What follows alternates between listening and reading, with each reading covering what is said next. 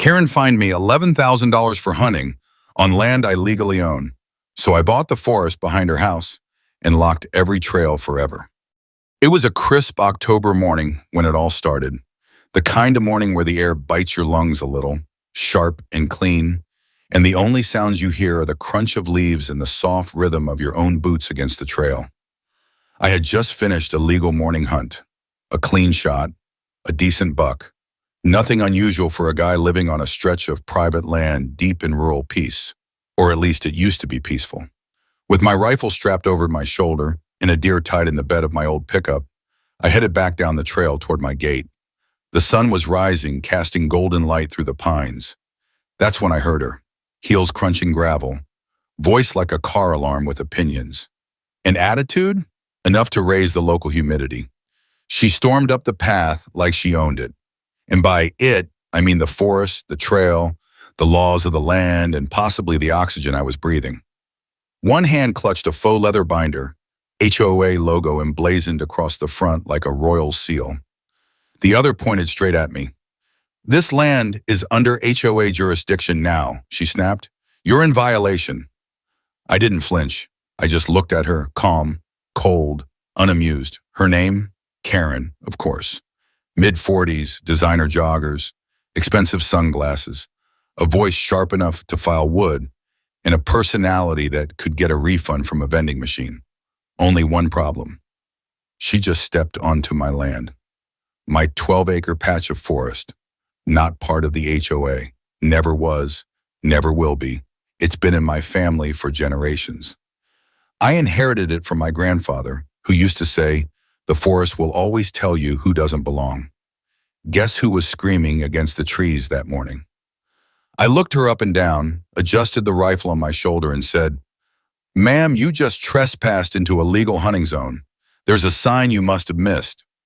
She looked confused, so I nodded toward it. "Hunting permit. Trespassers may be hunted down." Her face turned the color of a summer tomato. She took a step back, but not before muttering something about calling the board. I figured it was over. Just another day with a bored suburban vigilante trying to flex where she had no business. But 2 days later, an envelope showed up in my mailbox. Official HOA letterhead, stamped, certified. Inside, a bill, $11,000. Violation, hunting in a residential zone.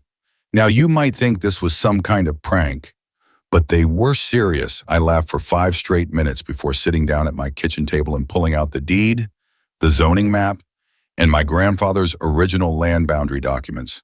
They were old but clear. My land was private, outside HOA jurisdiction, completely legal for seasonal hunting. So I did what any reasonable man would do. I responded, politely, firmly, and with every piece of legal proof you could imagine. 2 weeks passed, I heard nothing. Then I got a second letter. And this one didn't even pretend to be about facts. The board has unanimously agreed to uphold the fine due to the moral and visual impact your activity has on the community. Moral impact. Apparently the sight of a fresh deer was more disturbing than the dozens of fake stone fountains they'd installed to look natural. And with that one sentence, I understood this had nothing to do with zoning. Nothing to do with safety. This was about control, power, entitlement. Karen didn't want a hunter next to her kingdom. She wanted a subject. But I don't bend easy. And if they wanted to start a war over land, well, I knew exactly how to win one. It's funny how some people think land is just dirt with a price tag. Paper trails, property lines. But when you've walked it your whole life, when it's in your bloodline, in your memories, it becomes something more. Karen, though, she saw land the way she saw her perfectly trimmed hedges, controlled, manicured, owned by people with matching patio furniture. But my land, it wasn't made to be tamed, and neither was I. The fine was laughable, but it was the principle that got me. The smugness, the manufactured morality, the fact that a group of people who hosted wine tasting nights and fined kids for chalk drawings thought they could override generations of legacy with a stamp and a vote. That's when I stopped reacting and started planning. I dug into their world. Not with bullets or noise, but with records. Property records, county zoning maps, trail maintenance reports. And that's when I found it. Their weak spot, their pride, the trails. You see, the HOA had spent years building their image around exclusive access to nature. Their listings boasted of peaceful morning hikes through private woodlands. Their newsletters showed photos of retirees on trail walks and kids skipping stones in hidden creeks. Only one problem: they didn't own those trails. Turns out the trails behind their community cut through 3 parcels of land, long stretches of forested calm. But all 3 parcels were privately owned by people who didn't live there and probably forgot they even held the deeds.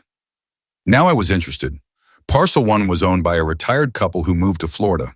A quick search through the property appraiser's site led me to their daughter's contact.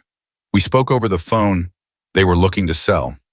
Parcel 2 belonged to a widow in her 80s. Her husband had bought it in the 70s. She hadn't stepped foot on it in over a decade.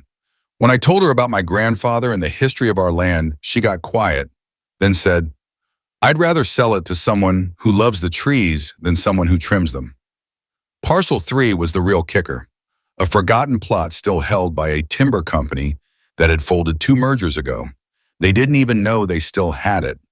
I offered a fair price. They accepted with a shrug. 3 signatures, 3 deeds. And suddenly, I owned the forest the HOA walked through. I didn't tell anyone, not yet. Instead, I waited. I mapped the exact trailheads, measured the footpaths, identified all entry points from the HOA side. And then, I started building. First came the chains, heavy duty, galvanized steel. Then came the locks, bright, shiny, unmissable. And then the signs. Private property, no trespassing, violators will be prosecuted, cameras in use. And finally, in bold, unmistakable print, trespassers may be hunted down. By dawn the next morning, the trails that once echoed with the sound of jogging shoes and stroller wheels were silent. That's when the chaos began. I was drinking my coffee on the porch when I heard her, the familiar screech that could wake the dead and offend the birds. Karen. She stood at the trailhead, HOA binder in one hand, reusable water bottle in the other, staring in disbelief at the locked gate. Her face twisted like she'd bitten into a lemon. "This is vandalism," she shouted to no one and everyone. Within minutes, a small crowd formed. Morning walkers, retirees in fleece, parents with jogging strollers, all standing in disbelief at the barricade where their world used to open up. I waited, let it build. Then I stepped out from behind the old oak near the signpost, holding something far more potent than a rifle. Deeds, printed, signed, laminated for dramatic effect. I handed Karen one. She took it like it was radioactive. "You can't do this," she snapped.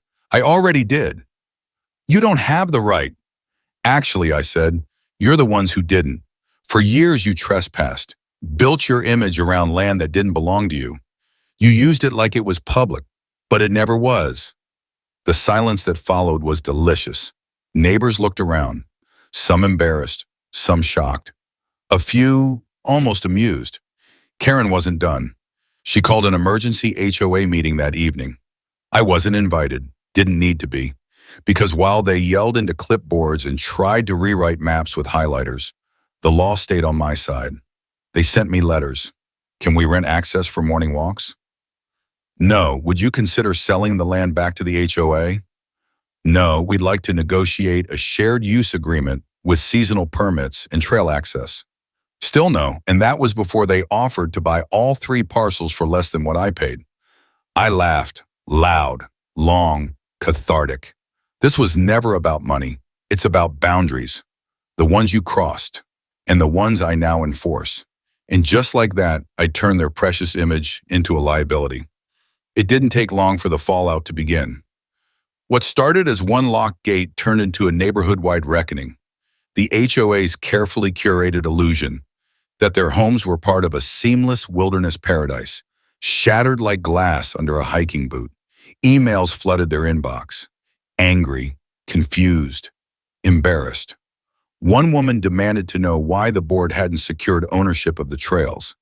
Another accused Karen of jeopardizing property values through negligence. And one man, a quiet neighbor I'd seen walking his dog along the edge of my fence for years, left a comment on their HOA forum that simply read, "Maybe next time we don't find the hunter who owns the forest." The HOA tried damage control. They hosted emergency meetings. They issued statements filled with vague legalese and performative concern. They claimed the trail issue was the result of a mapping oversight and that they were working on a solution. But there wasn't one, because the land wasn't in dispute, it was mine. And they couldn't erase that with a vote or a passive-aggressive flyer slipped under doors. Meanwhile, the trails started to change. Without foot traffic, the forest began to reclaim itself. Vines crept over the wooden bridges. Leaves buried the paths in gold and crimson. Birds returned in greater numbers, undisturbed by stroller wheels or Karen's shrill directions about jogger etiquette. The place came back to life, without them. But Karen, she didn't let up. She began staging photo ops. She'd march out to the chain trailheads with a group of residents, all holding signs reading, "Access is a right," and "Reopen the woods." She'd post them online, spinning a new narrative. That I was a dangerous recluse hoarding nature. That my signs were threatening. That I was creating environmental stress through isolationism. That last one made me chuckle for days. They even went to the local news. A reporter came by, wanted a quote. I invited him in, gave him tea, showed him every deed, every transfer, every document. Then I walked him to the same sign Karen saw that day, the one that reads, "Private property. Trespassers may be hunted down." He didn't run the quote, but he did nod, slow and wide-eyed, before leaving. A week later, the HOA newsletter awkwardly omitted the trails section for the first time in years. They used to highlight best morning walk routes and birdwatching tips for the pines. Now, silence. But the real kicker came 6 months later, when the property reports were updated. Turns out, without their access to the trails, the community lost one of its biggest selling points. The exclusive trail system was now a legal no-go zone. Realtors stopped including it in listings. One even admitted to me privately that buyers had walked away mid-offer once they found out the nature paths were gone. And Karen? Well, she still walks by the gate every morning, binder in hand, clutching papers that used to hold power, now just loose-leaf ghosts of a war she lost before it started. She wouldn't look at me, not directly, but I saw her glance at the new sign I'd put up, the one I carved myself, smooth cedar, nailed into the tree closest to the old trailhead. This land was free, until you tried to steal it. Hit that like button if you've ever had to deal with a Karen. Drop a comment with your HOA horror story, and subscribe for more real stories that prove sometimes justice shows up with a badge.